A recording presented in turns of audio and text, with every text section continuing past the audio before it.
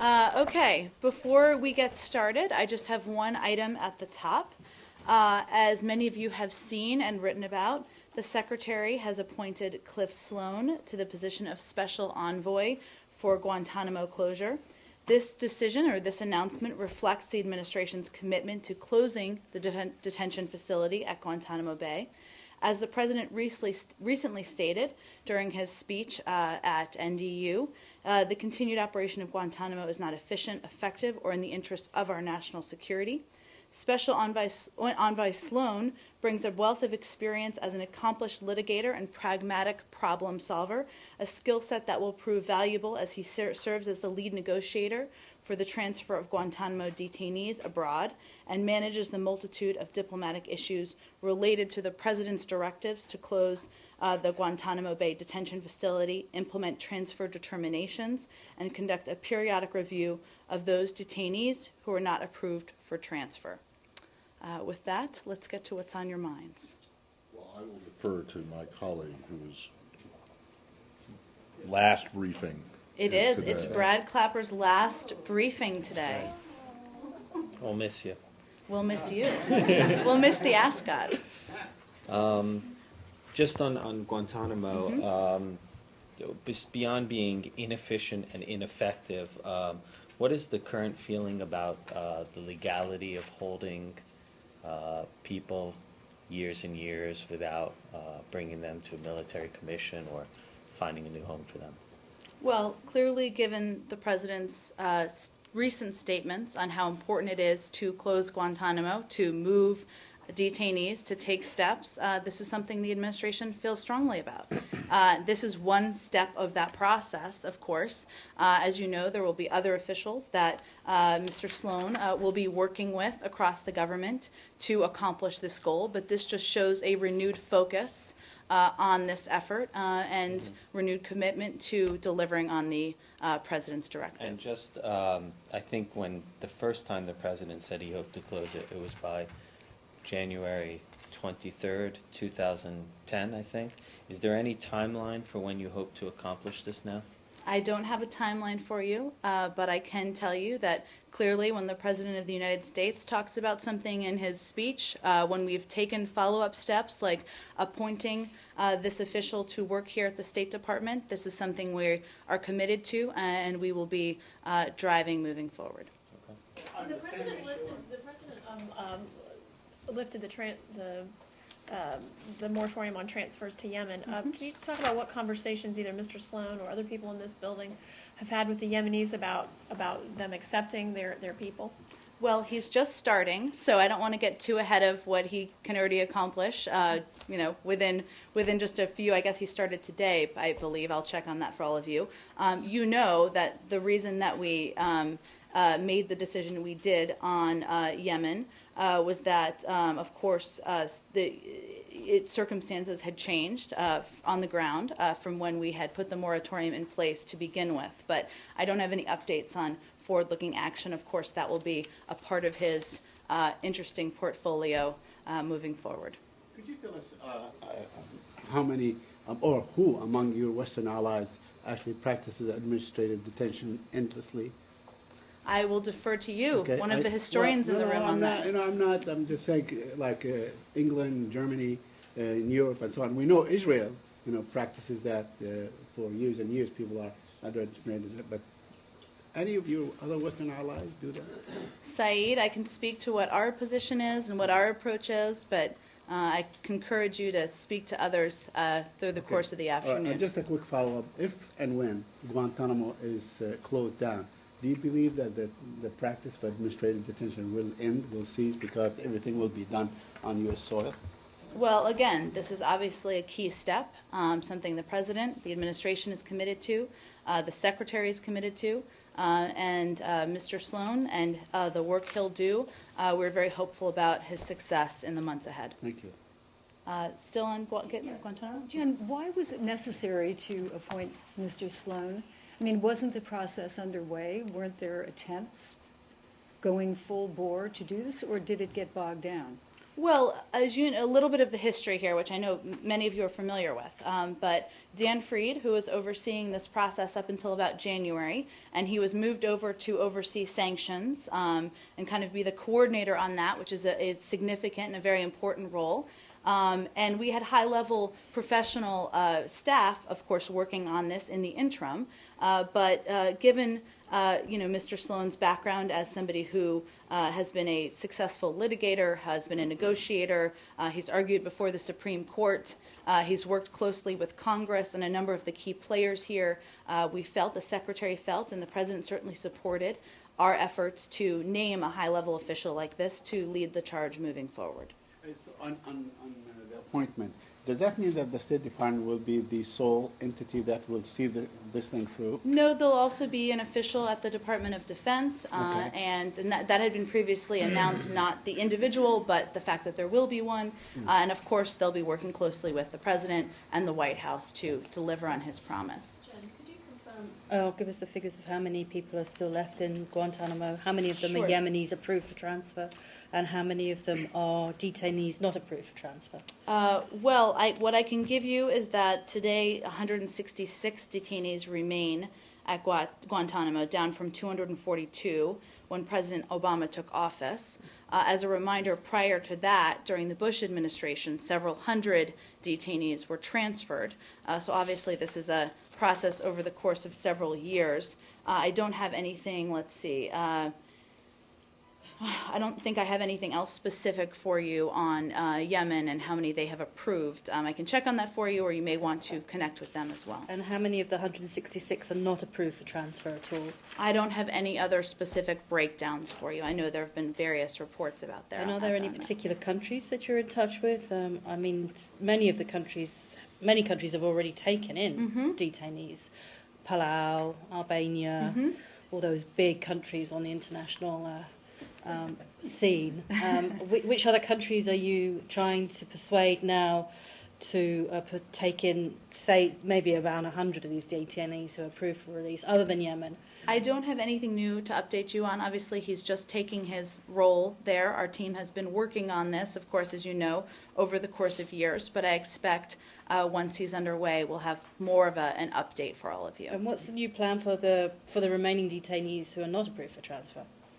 Again, I think that's something that will be discussed and worked through our administration's process. I mentioned that the President and, of course, an official from DOD will be working with Cliff Sloan on this effort, and they will encumber to do that in the short term. Do you know how many are there from Afghanistan besides Yemen? Do you I don't have breakup? any specific breakdown of numbers for all of you, no. Does Mr.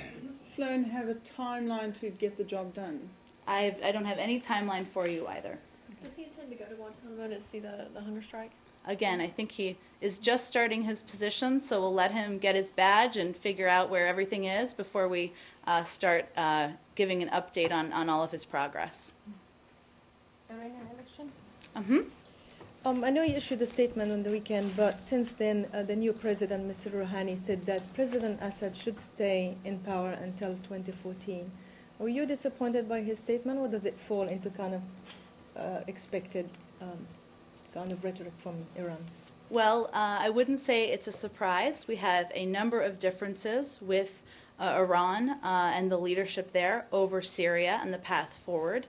We've expressed on a number of occasions our concerns about their recent aid to the regime and the influx of foreign fighters, specifically Hezbollah. So there remain a number of differences of opinion on the path forward in Syria. Are you aware of anywhere where you and Iran see eye to eye on Syria? I'm not. I should say. Okay, so it's more than just a number of differences. You basically are diametrically We have some. opposed. I should say, Matt. Thank you for. I'll add an adjective just for you. Significant disagreements on how the path forward in Syria. On other subjects, that aside, this might be a good sign overall. Is the U.S. going to push for some type of diplomatic, or have a new diplomatic push? Are you more optimistic that you can get something done? Well, you saw this weekend the White House Chief of Staff, Dennis McDonough, say that this is a potentially hopeful sign. That's something, of course, the Secretary agrees with. However, there are a number of steps that the leadership in Iran needs to take in order to abide by their international obligations.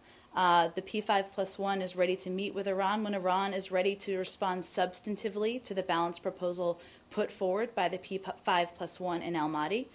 We haven't seen a substantive response yet, but, again, I'll just, the reason there are a number of promises that were made during this election. The question is what happens moving forward, and we will see. But as you know, the Supreme Leader holds the nuclear portfolio, and the leadership, we have not had expectations leading up to this election that that would change. On your statement, you issued a statement saying that if Iran or Mr. Rouhani adheres to his international obligations, then they will find a willing partner with the United States and so on. What issues will you tackle first? Is it the sanctions? Is it the nuclear file? I'm not going to negotiate here, as fun as that would be. There is a team, as you know, the P5+1 have met on 3 occasions. There were technical talks as a part of that. Where it is left is that, twice. I added one by accident. Twice. They've met with the Iranians in recent months. That's what I was referring to, the meetings in Almaty. Where it is what I just stated, which is that the Iran, the ball is in their court to respond with a substantively balanced proposal on how to move forward. These negotiations have been private. Again, we're waiting for that, and we'll see what they present and if they present something. I remember I asked you about the possibility for Mr. Rouhani last week, a day or two before the election. When you wanted me to endorse a candidate. Well, no, I didn't want you to endorse, but I wanted to gauge your reaction if, in fact, Mr. Rouhani gets elected there, and your response was that actually there would be no change. They are basically all cut of the same cloth. I mean, those were not your words, but basically. So is there now like a backtrack and perhaps looking at it from a broader prism? Well, he doesn't take office until August. Right. That's right. I think that from a different perspective. He does not take office until August, so it's too early to say what his policies will be. We look forward to him and are hopeful that he will fulfill the campaign promises he made to the Iranian people, such as expanding personal freedoms, releasing political prisoners, and improving Iran's relations with the international community. But time will tell. Mm-hmm. But you do see this as really a surprise. I mean, a great number of Iranians went out to the polls and voted for him, basically in a show of defiance. Do you see it that way? Well, we certainly congratulate, and I know we said this the Secretary said this in his statement this weekend, the Iranian people for demonstrating the courage to make their voices heard in this election. And reports from Iran indicate that the voting was calm and orderly, and the indications of fraud that marked previous Iranian presidential elections were not immediately evident. But again, time will tell, and we have a couple of months before the new president takes office. And as you know, and as I mentioned, there are a number of dynamics at play here, including the role of the Supreme Leader, and we'll see what happens moving forward. Yep. We said, well, many officials said before the elections that it would be difficult to really get a process going with Iran on the nuclear issue. Now the elections have happened, and we have another delay of maybe 6-8 weeks until the new president takes office. Would you like to have talks immediately when he and his leadership team is installed? Because, this is a lot of months we're losing here in the process. How fast do you want to do this? Well, we've been open for months, even before the election, to continuing the discussions as a part of the P5+1 process if they were to respond with a balanced proposal, substantively, with a balanced proposal to the proposal that was put forward. So we'll see if that is something that happens. But in terms of the timeline, You know, I don't have any, if that happens in a couple of weeks, great. If, you know, but again, they know what they need to do. The ball's in their court, and we're waiting for that. But if the ball's in their court and nothing is happening, that's essentially to their advantage, correct? They're not stopping with their nuclear program in the meantime. So the longer they drag this interregnum out, and then this period where you're waiting for a response, they get closer and closer to their goal. Well, there are some stakes, as we all know, for the Iranians as well, including the impact of sanctions on the economy. You've seen the comments that Mr. Rouhani has made about that. You've seen him talk about his focus on the economy. All these are tests, and we'll see what their response is. But you're not going to be offering any amended offer to the new Iranian leadership. Your old offer stands, and now when he gets in, he can respond to it, and hopefully in a better way. Is that correct? That's correct. Nothing new on that front that I can report. So do you have, or will you have, maybe in August, any parting comments for your friend, President Ahmadinejad? I don't know. You'll have to talk to us in August, Matt. Wait until August? Okay, We'll so wait till nothing- August. It'll be nothing something today. to get excited about in the hot right. summer month here in Excellent. Washington. Jen, what do you say about the reports today in the Wall Street Journal that the negotiations could resume by August? Well, I'm not sure if that was hooked to the fact that he's taking office in August. Our conditions or what we're waiting for remain the same and what I just outlined. So the ball is in their court. We're waiting for a substantive response to the balanced proposal put forward in Almaty, and we'll see what happens. If you believe that the Supreme Leader, the Ayatollah Khamenei, calls the shot, what makes you hopeful that any change or any progress is going to happen on the nuclear file? Well, again, it's a new president. It is a new, he has made, talked about a number of aspirations. We'll see if he delivers on those when he takes office. But you're right, the Supreme Leader does have control over the nuclear portfolio. And beyond that, we'll just see if this is an opportunity for a reset there. Internally, I mean, not with us. Does the US intend to write to him and or extend a formal invitation saying we're keen to talk about this? Not that I'm aware of. As you know, our policy has been very consistent on this. We've been open to talks, open to negotiations in coordination with our P5+1 partners, but there have been a number of meetings in recent months, and we're in the same place where we were, which is we're waiting for a substantive response to our proposal. Other subject? Mm-hmm. Oh, Iran? Go ahead. From what Mr. Rouhani was saying today in his press conference, doesn't seem like much has changed in the stance. He was saying, he was asked whether he would be willing to suspend uranium enrichment. He said that time for that has passed, referring to, the question was related to the 2005 when he was involved in that. And he also basically set out some conditions for talks, which is the same as before: respect for Iran's rights, and that the West has to recognize Iran's rights openly, and a lot of the same. So, do you see this? Do you think we're going to get anywhere? And how much of a time are you going to give this new president? Well, again, our position remains the same. The ball is in Iran's court. They know what they need to do, which I've outlined a little bit here. So, you know, I can't predict whether they're going to do that or not. I can just point to the fact that Mr. Rouhani has talked about his own aspirations for Iran. You're right, he has talked about his position has been very similar and consistent on the nuclear program. But again, we're waiting for a substantive response. Our position hasn't changed, and certainly we're not responding to new conditions. Still Iran? Another subject. Okay. As far as the statement, as the State Department knows, did Vladimir Putin steal the Super Bowl ring?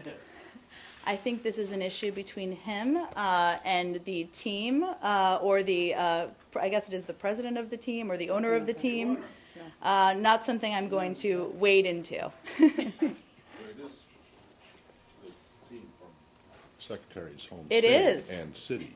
It is. Well, Does he have an opinion on I it? can confirm he was rooting for them when they won, but beyond that, I'm Really?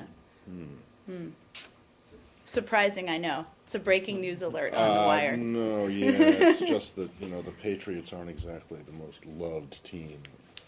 Can we go to... Not if you're in Boston. Right, but if you're from Buffalo, it's not. Fair enough. Fair enough. Listen, can I ask you about this North Korea? Sure. Do you see anything different about this than the hundreds of other times that they have said, hey, let's get together for high-level talks? Well, there've been a number of times, as you referenced. But you're right. Our position Dozens, if and not the hundreds. dozens, if not hundreds. So depending on how far you go back, the international community has been very consistent and clear that North Korea must verifiably end its nuclear program.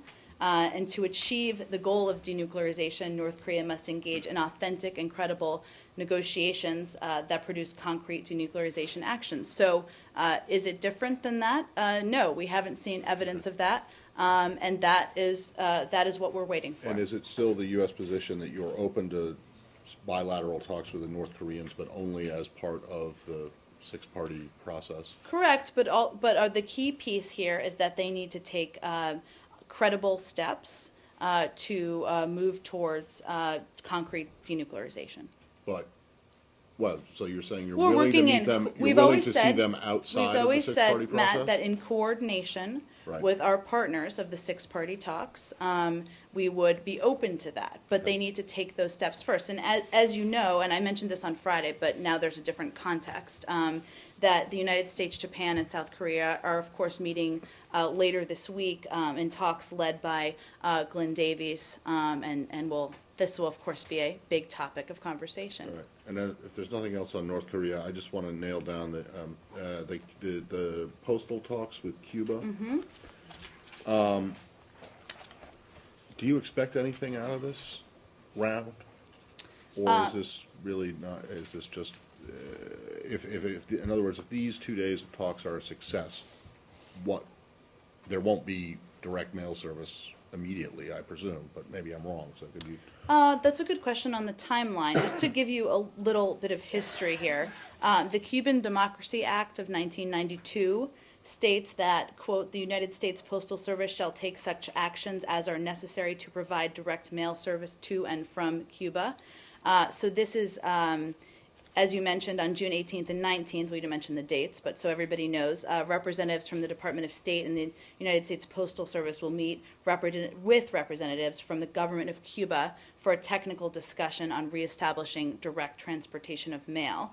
The reason we're doing this is because it's, of course, good for the Cuban people. This is something we feel is good for us, but it's not meant to be a signal of anything or indicate a change in policy.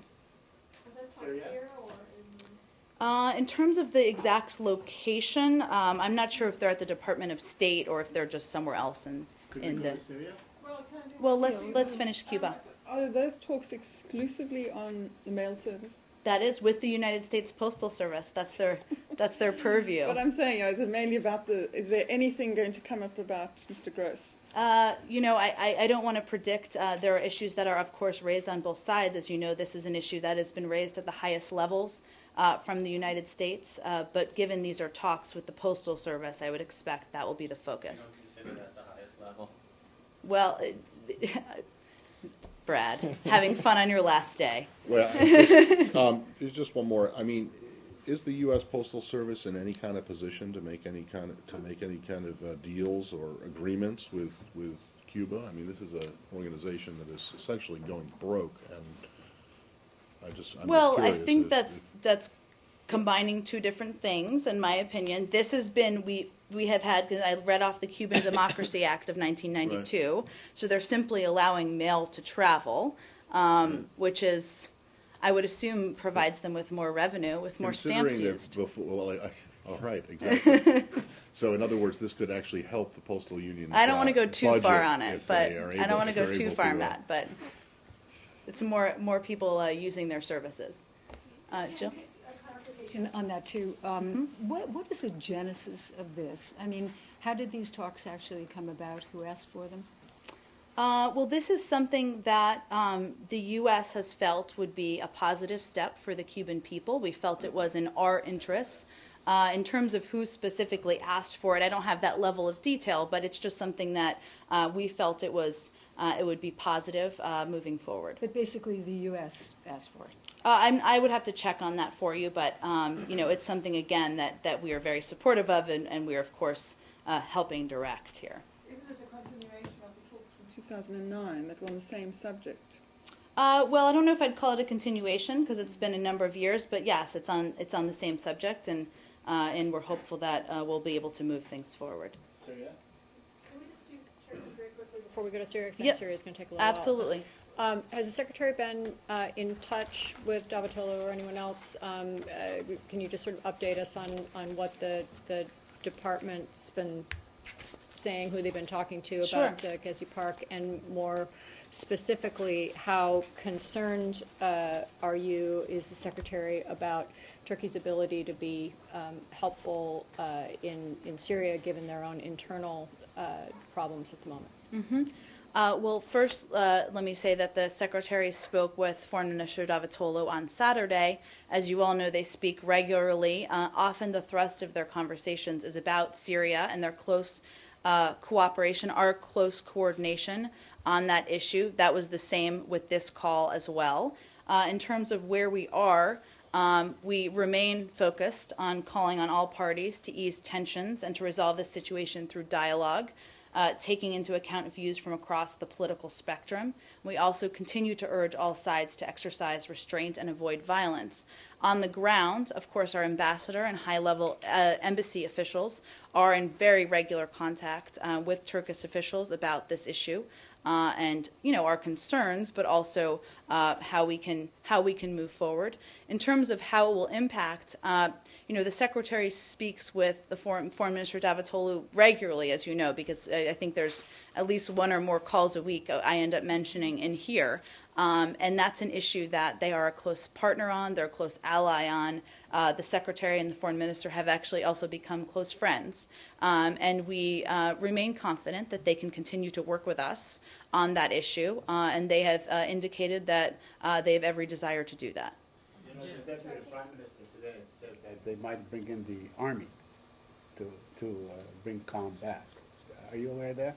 I have not seen those reports, but I would be remiss if I didn't add that, of course, we remain concerned about any reports of activity, including police brutality, including violence. There were some reports over the weekend about the prosecution of medical professionals who were treating injured people. All of these reports are greatly concerning, and we're very focused on monitoring closely. You said that the conversation was largely about Syria, but did the protests come up, and did the Secretary speak about your calls for restraint? Well, he's spoken about them publicly and privately in the past. I'd have to look closer at the content of the call, but it was really focused on Syria and specifically calling him to give him an overview of the announcement we made last week. Okay, but I am curious because it would seem that immediately or in the hours after that this phone call happened, the Turks launched another huge crackdown and arrested a couple hundred other people with more violence. So if it did come up, it would seem that it didn't really have any impact on how the government is responding to this. Well, there are a number of officials, including the foreign minister, who have called for calm in this case, which we've continued to encourage. He's provided in the past his overview or his view of what's going on the ground. The Secretary has shared his opinion in response. But of course, we've seen the reports this weekend. I referenced some of the reports of medical professionals being arrested. I talked a little bit last week about media professionals being detained. All of this is very concerning, and we of course deplore the use of excessive force in any of these cases. How this perception of U.S. administration on Turkey has been affected because of all this mass? How has our incident? perception Yes, of about in terms of both government and the society? Well, I don't know if I can speak to all of society. I can say that, we, of course, as we've said many times here over the past couple of weeks, have been concerned about the reports of excessive force. It's unfortunate that in the past couple of days or over the past couple of weeks, we've seen reports, as I mentioned, of medical professionals, of media officials being detained, and that's something that we're greatly concerned about. But Turkey is a NATO ally. We work with them on a number of issues. We're in close contact at the highest levels, as I mentioned, the call from this weekend, and we're hopeful that this can be resolved with calm and by an encouragement of restraint in Turkey. I want to give a statistic about the incident, Jen. During over the last 18 days, since the clashes has begun in Turkey, you made 17 different statements on the incident. 3 written statements from White House, NSS spokesperson, 3 major remarks, one Vice President Biden, the other one by the Secretary Kerry, and 12 Q&As in the daily briefs. Well, I think you're one of the people who's asked me questions that I've answered. Are you disappointed with the reaction of Turkish government? Of the government? I'm not going to speak to that. Look, we are focused on calling for calm, on calling for restraint. We remain a close ally of Turkey. Of course, I've outlined and spoken in a number of those occasions when you and others have asked about concerns we have had, and we haven't held back in that regard in any way. But one more, please. And also, these statements the Turkish government also are troubled with these statements, and they are accusing, especially European Union and other foreigners, to interfere in the domestic policy. What are the limits of a U.S. ambassador, for example, who is working abroad, in terms of this interference in the domestic policy of other countries? What are the limits? Yes. Well, the ambassador is calling for the same things publicly and privately that we and the vice president and the secretary and others up and down the government have been calling for. Now, being on the ground is something entirely different. Working closely with counterparts he's known for a number of years is certainly different. But one individual can't change what's happening on the ground. He can just continue to add to the chorus of people who are calling for restraint and calling for calm in handling this moving forward. His argument was that his suggestion was that Turks feel that calling for restraint is an interference in their domestic affairs. Do you see it that way or not? We do not. We would reject, and I've seen some of these reports, the accusations that U.S. groups or individuals are responsible for the protests or responsible for elevating them in Turkey in any way. We are consistent about calling for freedom of speech and freedom of expression and acceptance of that, as well as expressing concern when there are reports of excessive force used, and the need to look into that and to encourage common restraint in anywhere, whether it's Turkey or whether it's another country. This is an issue, you're right, that has been ongoing, but we remain in close contact with Turkey at several levels. We remain focused on working on issues with them that we can, including Syria. But again, we would like to see an ease of tensions and a resolution of what's happening on the ground. Can I The ask you as Secretary well? has talked about Turkey being an admirable example of both a democracy and a Muslim majority nation, kind of that's the future he would like to see for other nations. Does he believe that Turkey is acting in an exemplary fashion? Well, we've seen he doesn't group everybody into one grouping here. We've seen a number of officials come out and call for calm and call for restraint. He's still hopeful that this can be resolved through a dialogue, which the Prime Minister and others have called for and have met with people, and we'll see what happens moving forward. Of course, we have been concerned, the Secretary has been concerned about reports on the ground, but that doesn't change the fact that they are a close ally. We work closely with them, and we will continue to moving forward. So based on your last couple of answers, I'm going to, I presume, and please tell me if I'm presuming correctly or incorrectly, that you do not share the Prime Minister's view that this is the result of some outside conspiracy of terrorists and people trying to overthrow the government. And I would also, tell me if that's right, and I would also presume that you would not share his view that international news organizations are giving his country a bad rap or ruining the country's image abroad. Would you agree with that, or do you think the government itself is doing a pretty good job of giving itself a bad image abroad? Well, Matt, let me specifically take the second one. I'll speak to all of it. But I've said in here a couple times, but let me just reiterate. We're very troubled by any pressure being placed on journalists or media organizations, public statements that are made criticizing the freedom of the press. That's something that, and as well as journalists being detained. We've seen reports of that as well in Turkey.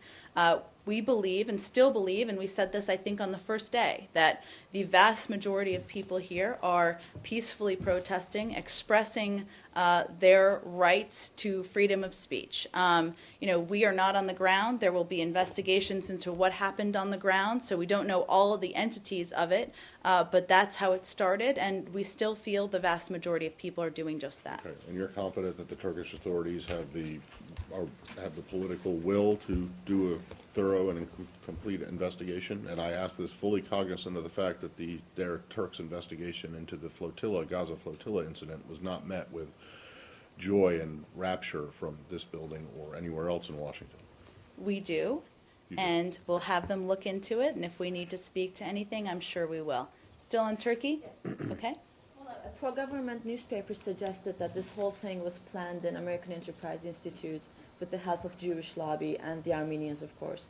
Would you care to comment on that? Do you believe that this is possible at all? Well, I think I've already commented on it, maybe not that specific. I did see the report, and we absolutely reject the accusations that U.S. groups or individuals are responsible for or have elevated or escalated, I should actually say, the protests in Turkey. And you keep urging calm to both sides. Is your official position, do you think that both sides are using equal amount of violence? I don't think I've said to all sides. I think I've said, we urge calm moving forward. There's clearly cases where when journalists are detained or doctors are detained or there are reports of brutality, that's not coming from the side of the people who are peacefully protesting. We have seen some incidents or some reports of violence or escalation from all sides. So certainly we would encourage that from all sides, but I'm not equating them. President Putin said today that he rejected the option of no-fly zone for Oh, we're on Syria. Syria now. I said, he's speaking to Turkey. Oh, well, I mean, it's relevant. All in the region. Is this something that falls into your options? Because you still now did not articulate the vision actually of no-fly zone. Is this something that you agree or disagree with him on that? Well, nothing has changed since Friday when I said that all options remain on the table aside from no boots on the ground. I'm not going to outline what that means, but I'll just repeat, because it's still accurate, that reports that the president has decided on a no-fly zone or there's an imminent announcement would be inaccurate. But the fact he rejected it, that means he shooted down already one option of yours. I mean, you don't have a room for maneuvering. We have some disagreements with the Russians about how to handle things moving forward. We also have some agreements with the Russians. But the president, as you know, is at the G8 in Northern Ireland. Part of the agenda there is, and part of the discussion, it will be certainly about Syria, and he'll be discussing with his counterparts at the highest levels. So I don't want to get ahead of that and the White House reading out of those discussions. And one last thing on Syria. President Assad gave an interview to a German newspaper, and he said that Europe will pay the price for arming the rebels. And I guess by implication that will go to the United States. Do you take his threats seriously, or is this part of the ongoing rhetoric that the president's being given? Let me just say first that there is one area that I believe we continue to agree with President Putin on, which is that a political solution, a political transition is the preferred outcome here. So there is, and I believe he also made comments this weekend around that issue. So that remains our focus. We're still working with the Russians on that, and obviously Foreign Minister Lavrov is the main point person on that. In terms of the other component of this, which is, of course, the ground game. As you know, we made the decision or the president made the decision, of course supported by the secretary, to expand the size and scope of support for the opposition and of course, consider additional options moving forward, in part because of the incident of CW use, but also what has happened on the ground in recent days. And we know we need to strengthen the opposition. We need to make sure that they are in a place where they are able to defend themselves on the ground, and also to stand up for the Syrian people. So that's the reason why those decisions were made. We're also working with them on the political path, as you know, and I would defer to the Europeans, but I believe they've spoken to it in the same regard. But I mean, my question is, do you take his threat seriously when he said they will pay the price for that? I guess by implication he's saying that they're funding some terrorist organizations that will go back and carry Well, I'm abortions not in sure Europe. what he meant by it. I don't want to speculate on what he meant and respond to that. So I would suggest you ask them what he meant by that. But that's just our decision-making process here. On the no-fly zone, did you find out for us whether it requires a United Nations Security Council resolution? I didn't get an update on that. More than likely, it would require a UN Security Council resolution, which Russians are certain to veto. On the aid to Mr. Salim Idris. I know he doesn't. He's answering his own question. It's a Q&A. Because I asked you, we would like to know. That's true. I take it back. Okay. So on the military aid, now that General Salim Idris is the focal point for dispensing the military aid, will he also be the focal point for dispensing all types of aid, including financial and humanitarian and all that? I don't want to get ahead of future aid we'll provide, but just so you understand, aid is provided to a range of resources in Syria. A lot of it is done through the coordinating body that work underneath the SOC. That's where it's gone. Now, the next tranche of aid, the 123 million, that's been in the process of being notified to Congress, and part of that will go to the SMC directly. The size of how much will go to the SMC directly is part of what is being discussed with Congress. Could you comment on a report in the Washington Post that there are already 2 secret bases, one in Turkey and one in Jordan, to train and to funnel through the military aid as quickly as possible, perhaps in a matter of like 6 weeks or so? I don't have anything for you on that. On the essence, part of that 123 going to the SMC, will some of that now go towards direct military? It always had. So I would separate that. You should separate that from the announcement last week. That was announced in Istanbul when the secretary announced we were doubling our aid. So to 250, the 123 is the second half. 127 is already in train on the ground. So the 123 is being notified. I think some people, Matt and others, asked last week how long it takes. It really varies, but Congress has a certain amount of time to respond and review, typically a couple of weeks, once they've been through the notification process. There are different components of this that are being notified progressively over time. Were you able to find out what the breakdown was of the 123 and what in terms of what is actually being notified? Like, is it 60 and X and 30 and Y and? It's being discussed and the exact breakdown with Congress right now. So it's not as if they're saying, here's exactly how it will be broken down. It's being discussed, and there are different components of it that are being notified at different times. So as soon as that's through that process, we'll be able to, and it's decided, we'll be able to announce that. And you think that will take still a couple weeks? The process typically is that once they're notified of each component, they typically have a couple of weeks to review it. Can we move on? Oh, Syria? President Putin made a very strong comment about the opposition. And it's different hearing from Lavrov and hearing from Putin. You're hearing from the man himself, and he's talking about the flesh-eating opposition. It would appear that he has a completely different view of the opposition than the United States does. Isn't that the case? That is true, but let me just lay out for you here what he's talking about. We expressed our strong condemnation at the time of that appalling behavior he referred to, and have been very clear that all sides in this conflict must abide by international humanitarian law.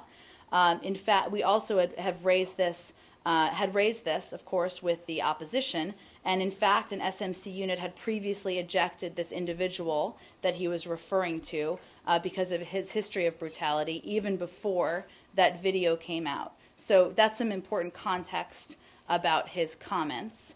And we remain, we do feel, as we've spoken about many times, there are extremist elements of the opposition, which is why we've decided to direct military aid through the SMC and why we're so focused on working with the moderate components. Right. But in your talks with the Russians, I mean, do they see that division, that there are, let's say, good opposition and bad opposition? Because it would appear that they think the opposition are pretty bad. Well, they're referring to some extremist components of this. I'm not aware of a conversation about this specific case we've had, but it was well publicized and well talked about at the time, so it seems he was referring back to. I thought he was a moderate. The flesh eater. Well, the individual may have been, but he was ejected. He's not Nusra. But he was ejected from the SMC prior to the video even Right. even Are being you released. aware that eating human flesh or human organs from a dead body is a violation of international humanitarian law? Is it? I don't know. But you seem to suggest that it was, and there are cases where cannibalism has not been prosecuted. I know that. You look at the Alive in the Andes, that kind of thing. Matt, you are testing my international law knowledge, but I think anybody I'm sure the who legal saw advisor's office would anybody love who to saw weigh in. that video. I'm not suggesting it wasn't disgusting. I'm just wondering if that is actually a violation of humanitarian law. What is disgusting, but I want to ask you about the weapons. So the 123 is all non-lethal.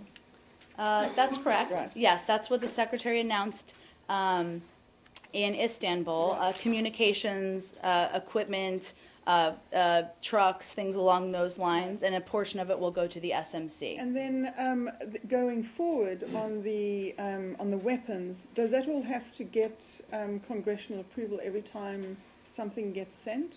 I still have nothing more to add for you on that, but I can tell you that we work closely with Congress in every aspect of aid we would provide. I have to go very shortly here, so, okay. One on China and Chen Guofeng. Yep. Are you aware of any pressure the Chinese put on NYU, or even on or if there were conversations between this government, this administration, and the Chinese about his NYU stint?